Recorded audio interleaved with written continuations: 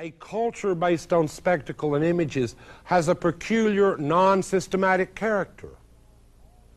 It's like the fall TV schedule. All you really know about it, right, is that it's going to appear on a kind of grid. But culture in general, we're not even sure about the grid, let alone, which dumb new sitcom goes in it, but we're not sure about the grid. So when you discuss cultural phenomena today, you almost have to go phenomena by phenomena to see how they fit. But it becomes crucially important for the kind of account I've been trying to give, that if the project is what I said it was in the sets of lectures before, trying to create a human life that's free and so on, it becomes crucially important if the culture itself is beginning to, as it were, destroy, deconstruct, or disrupt the very conditions for being human at all. Because it becomes pointless to talk about free humans in the absence of humans. So the problem of freedom was bad enough, right? Everybody went, I don't think that can ever be done. But by who, now's the question, which is even worse. So that's been the trail that we've followed. Now, the reason that I'm mentioning Freud at all in these last lectures is to remind us and take us back for a moment to Kierkegaard and deepen that analysis, where I did mention despair and used a kind of existential motif to turn it into a social one. Despair not as sort of an existential thing like a Bergman movie, The Seventh Seal or something, but as a social malady that is not merely psychological. Many of you have had the experience, I'm sure, of going to a therapist and hearing him describe the problems you have with your husband and how you should adjust, and you go, geez, I don't think it's that. I think it's really the whole situation, the fact that he has all the money and that my life is shit, and I think that's the problem. Well, those objective problems were what I was trying to show despair to be, and not ones that could be fixed, as it were, by simply, having someone say, adjust. Well, this last part, where I'm going to talk about Freud, is similarly not therapeutic, because that's not the interesting part of Freud to me. The book I've suggested is Civilization and Its Discontents, which has nothing to do, doesn't discuss at all, Freud's Oedipal drama, so there'll be no talk of penis envy, which is,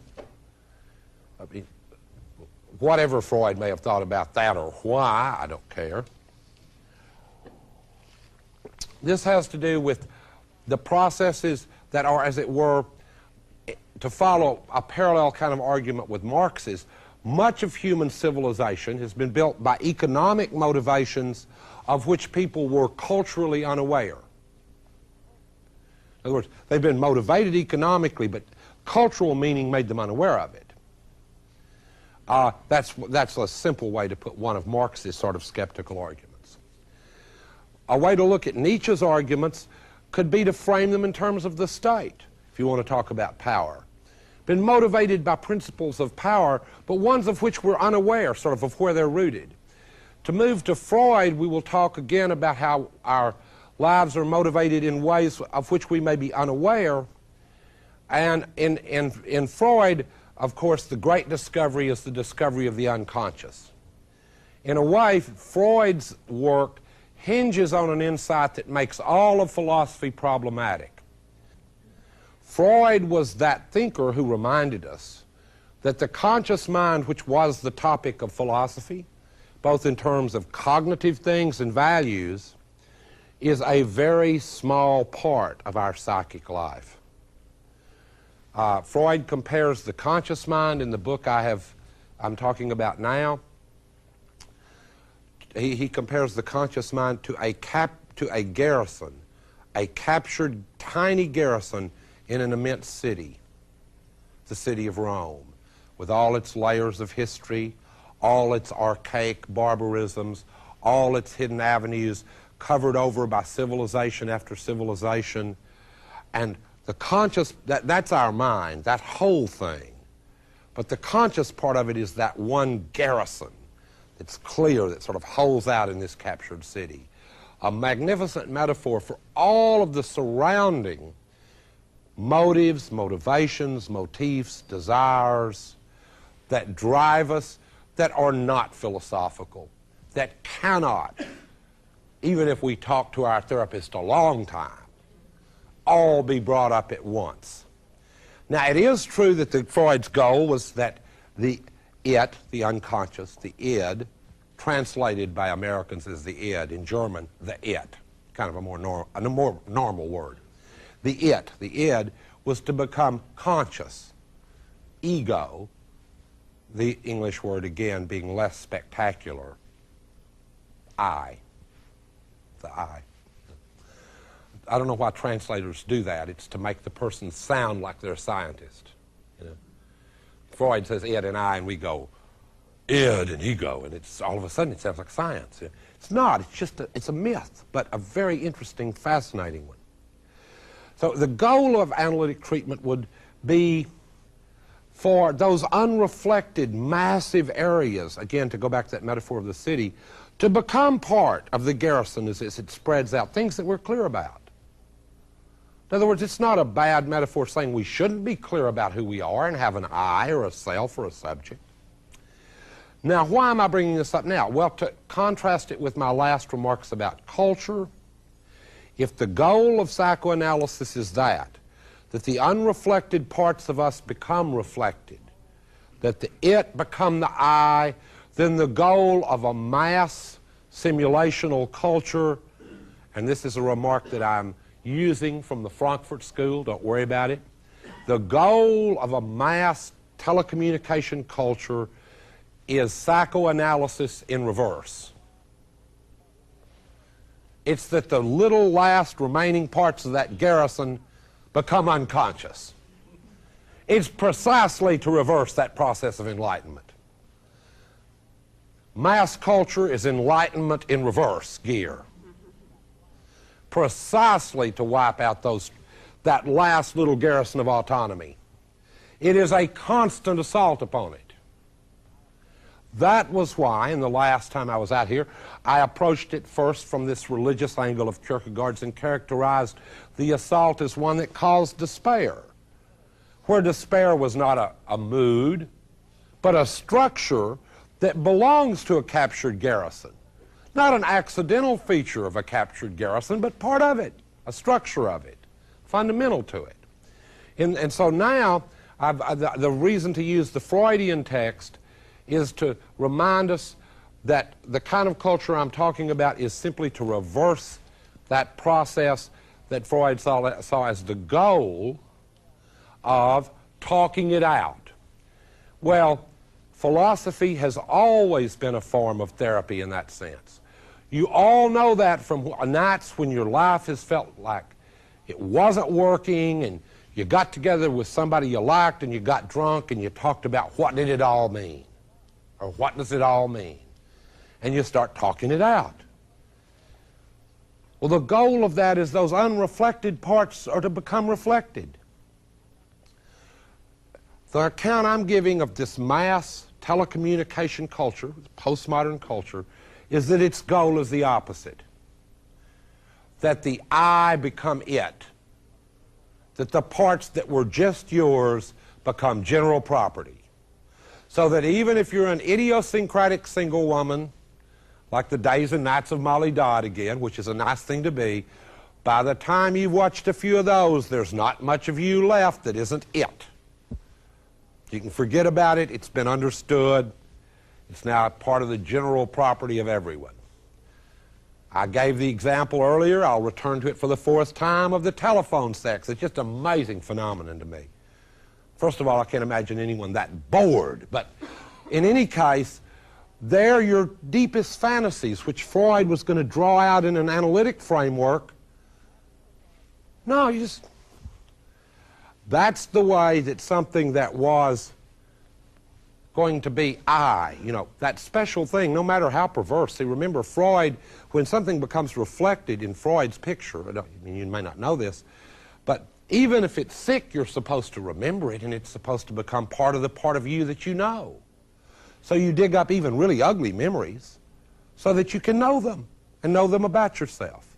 It may not be pleasant. In fact, it isn't. But then again, that's part of the pleasure principle of mass culture, is it does just the opposite.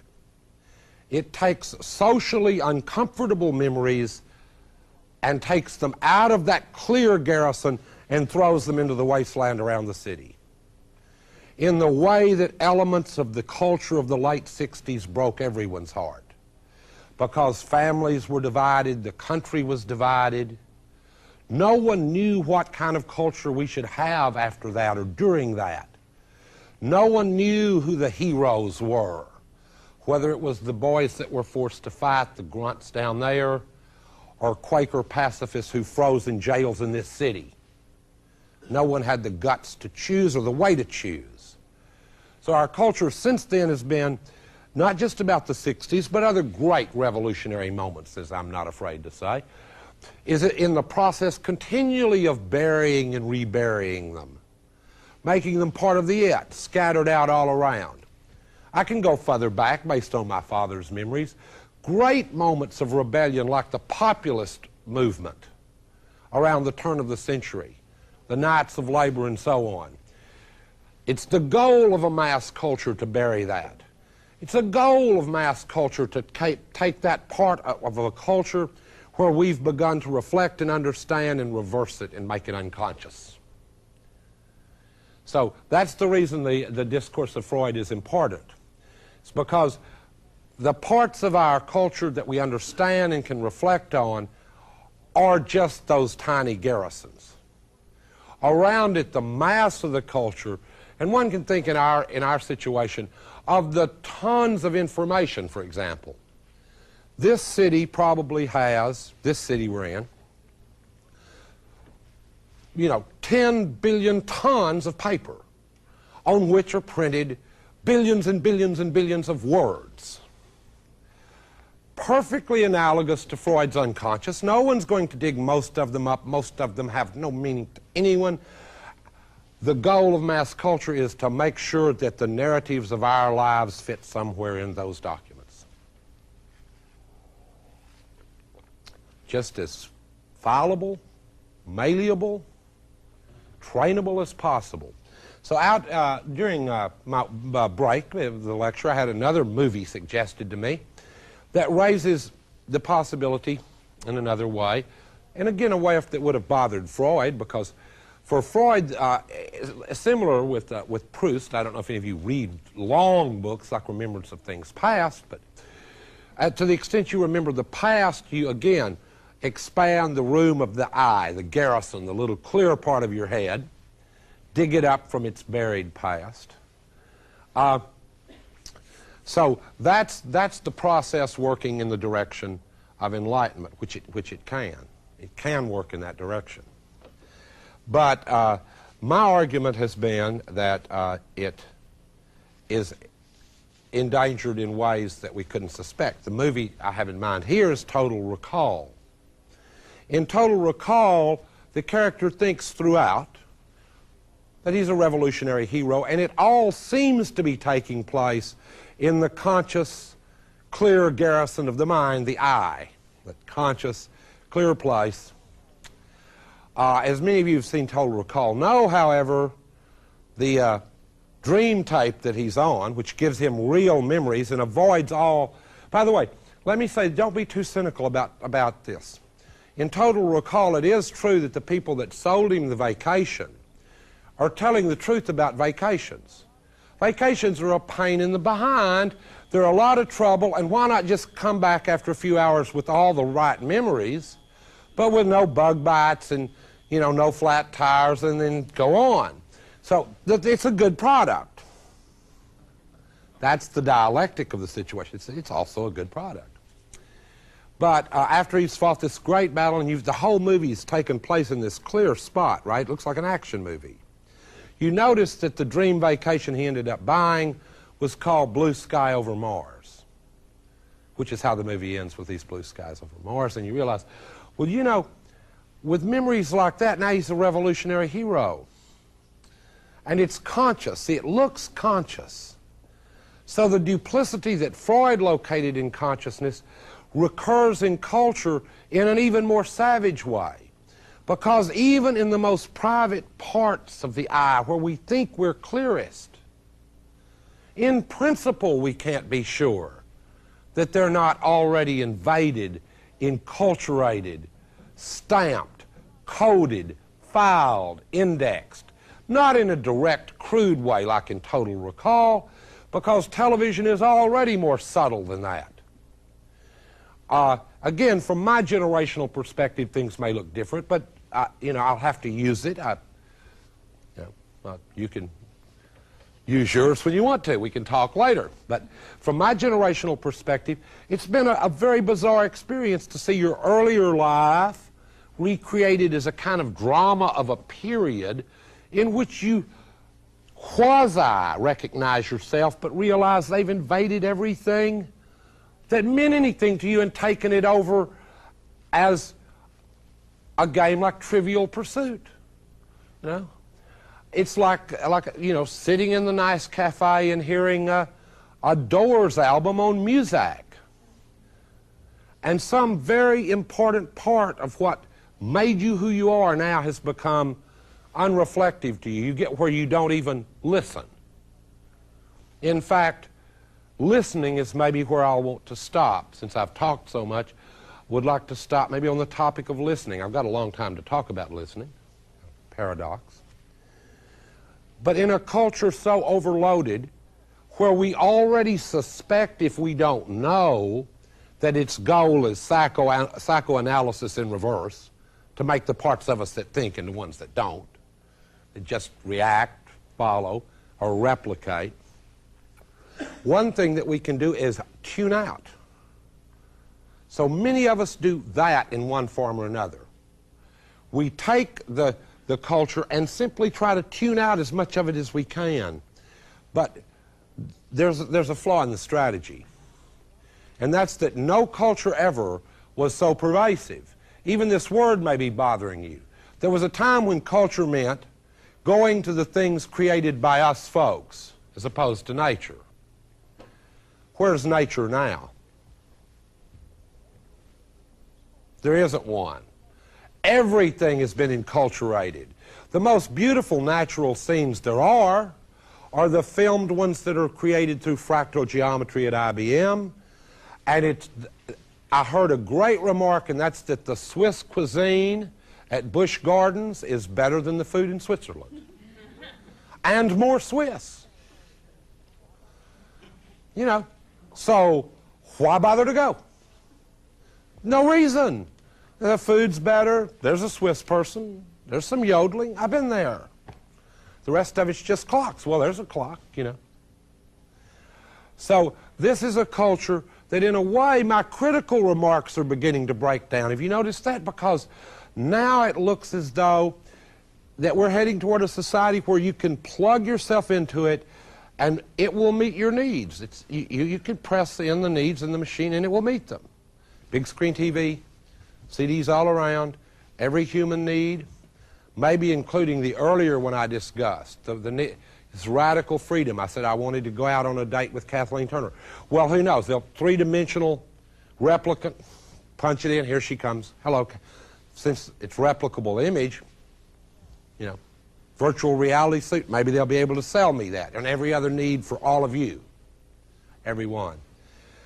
But in the matrix of needs in such a possible future system, as if it weren't already kind of like that, within such a possible future system, the only command or need that the machine would not respond to would be the one command that I have a feeling some of us would most want to type into the machine, which is the demand that it destroy itself.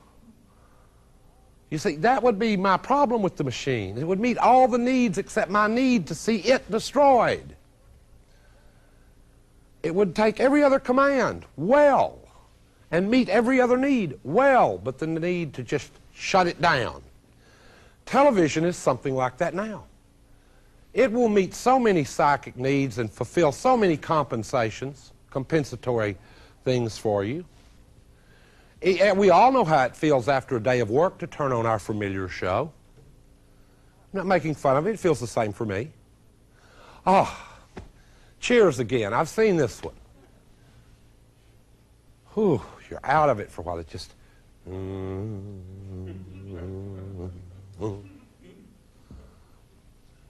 But the one command you can't order on the television or the show you can't get is the one that blows all the TVs in the world up. You won't do that. The demand even to turn it off is ridiculous. It's a ridiculous thing. And they go, oh, you could just turn it off. Yeah, on pain of falling out of anything that even resembles the resemblance of reality. I didn't say resembles reality, but resembles its resemblance. You know, you don't watch TV for 2 weeks in this country and you walk around going, what happened? Well, you know damn well the same old stuff, but you still feel disconnected. You know, it's been bad here in Georgetown. You don't have cable here. I'm going, no cable? You know, how backward are these people? Do you guys cook, you know, over open fires? I mean, you've got no cable? This close to the White House and no cable? So I had to walk up to a bartender and I said, how's the war going? He goes, still winning. Well, I knew that. I knew it without watching it. A priori, we're going to always be still winning.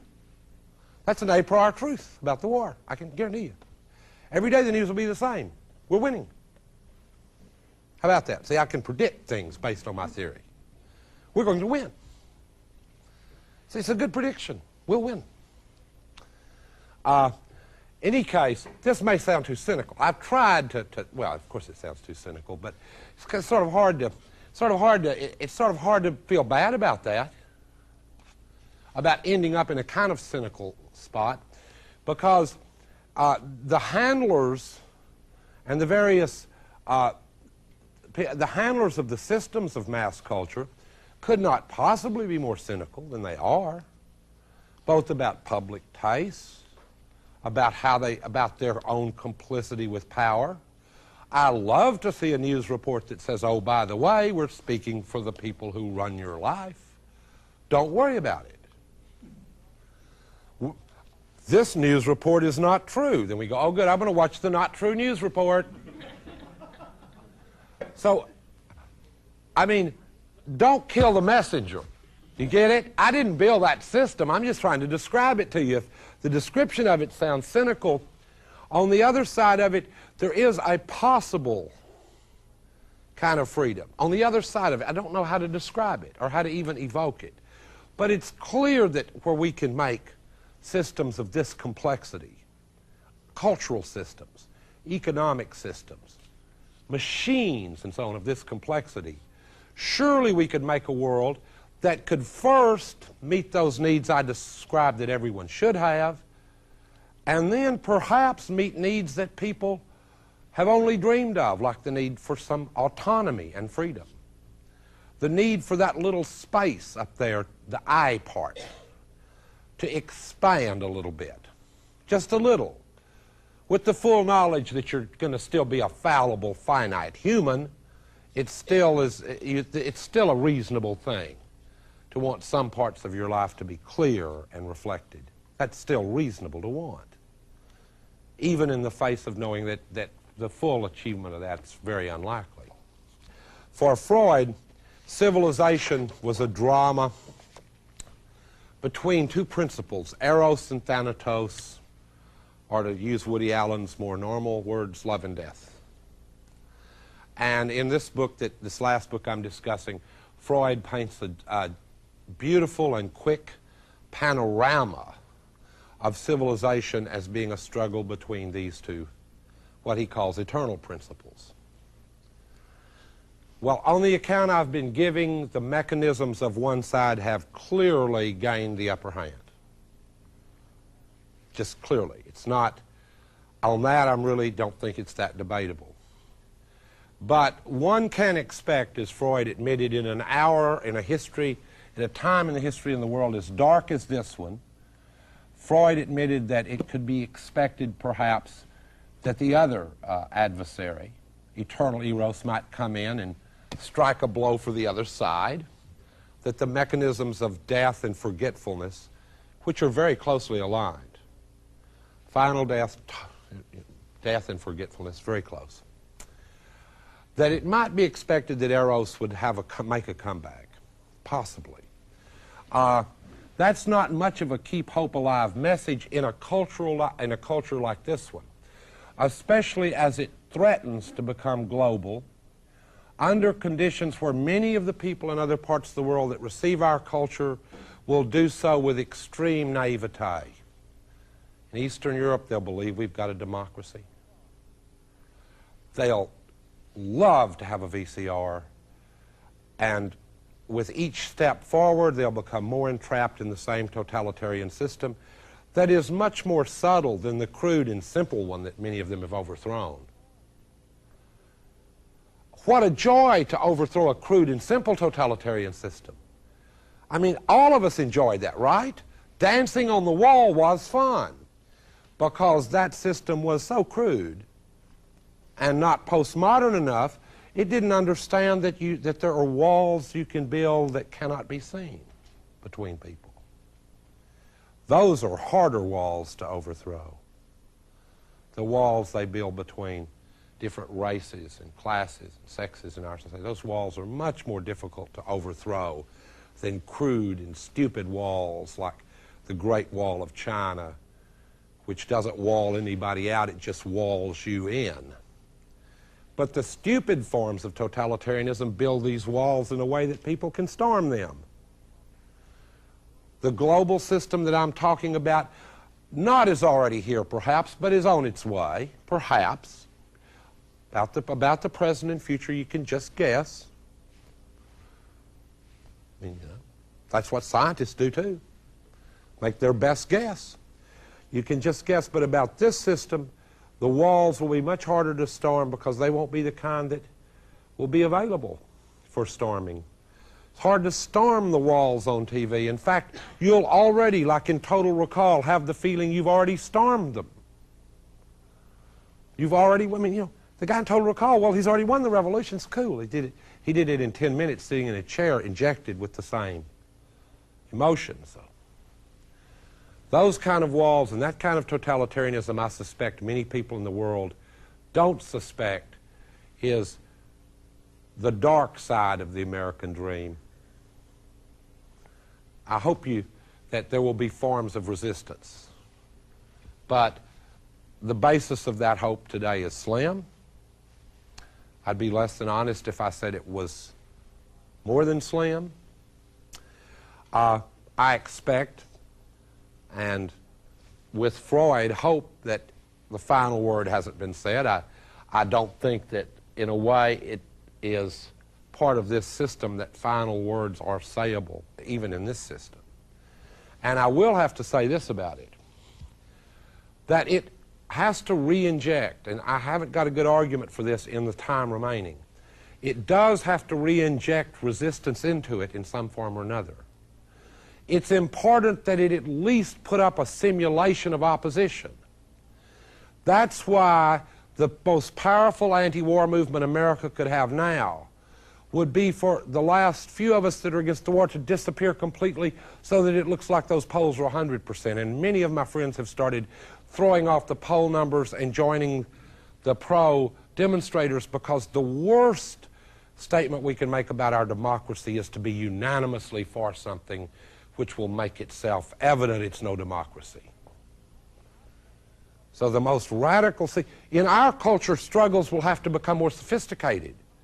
Instead of fighting Bush, maybe the best way to fight him is to agree with him. Say, hell yes, bomb them all and get right with them. Talk all of your wildest friends into it. Say, yeah, because once 100%, that's saturation. No opposition, Bush will go. What will we do for a TV spot? They'll have to start hiring the CIA to go out and demonstrate. They would. I mean, there's no opposition. That's what we used to say we were a democracy, was the opposition. So there'll be all kinds of new strategies. And I have not yet given up on that last remaining spots of clarity that are around in the world. To quote George Bush, those 1,000 points of light. Well, it might turn out that they might not be what he suspects. I'm just not willing quite yet, and I don't know, I guess your questions will be, why not, to write radical democracy's final obituary. And yet, and this is the point where I have to say, I don't have an argument. It's taken me a long time. I just don't have an argument about why not to write its final obituary. I've seen too much of this especially the last 15 years or so, of Reagan and Bush, not to feel like writing that last obituary for radical democracy, or even for these private moments that I have tried to steal from this text, where we have that clear thought in our own mind and we're sure it's not the unreflected part being produced by our culture. I'm not quite, even under these conditions, ready to write the final obituary. I don't have any argument, but at least I have this much going for me. I mean, now I'm really going to go back to an archaic text called the New Testament. Don't have a good revolutionary argument to hook you with at the end. I mean, in a way, that's why I said preaching. I feel like Paul before the Corinthians, and they're all real cynical, and I can say that I'm pretty cynical, you're pretty cynical, St. Paul was pretty cynical. All the Corinthians are going, this resurrection in the body stuff. Kind of like some of you may go, this radical democracy stuff. What do you mean resurrection in the body, St. Paul? What do you mean freedom, radical democracy, enlightenment? What the hell are you talking about? Well, if you read Corinthians, it's very strange. The people at Corinth are really questioning Paul very tough. You know, resurrection in what body? When I was 16, 15, 14? Where will I be and stuff? Well, please, this is my last reading assignment, and it's a widely known text. It's the Bible. Look at Paul's answer in Corinthians. It's a masterpiece of sophistry, rhetoric, and bitter invective. No arguments, because how could you have an argument for such a utopian thing? Couldn't. But Paul does have one consideration that is very persuasive to the Corinthians, that if this hope goes, everything goes with it. It's a desperate form of argument, but these are desperate times. If the hope goes to reconstruct our lives in that way, everything else will go with it. Everything. And not in that neat, fun way like the apocalypse, where you all get to Rod Serling yourselves out together, and me too, but everything human will go too. So if there's no other reason to hope that things will change, then hope was, after all, only given in the first place for those who were hopeless. Hope was given for the sake of the hopeless, not for people who are comfortable. Philosophy, as I said, doesn't provide comfort to the comfortable. It shouldn't. It doesn't even provide comfort to the afflicted, as you may have found out if you're afflicted. It is, as I've tried to warn you when I started, disconsolate in principle. Hegel says it in a scarier way. He says, dialectics or philosophy does not run from death and devastation, but it tarries with it a while and looks it in the face. So that's all I've tried to do with our culture in this last couple of hours, which may have seemed strange to some of you. You may think, oh, things aren't that bad, because after all, the TVs are still running, the people are for it, and everybody's happy, and I'll go back to my normal life. And unfortunately, giving talks like this is part of my normal life. But don't forget as you watch the TV that the fires of Belsen burn in the TV tubes every night. Don't forget that the structural principles of our society are as barbaric in their structure as they ever were.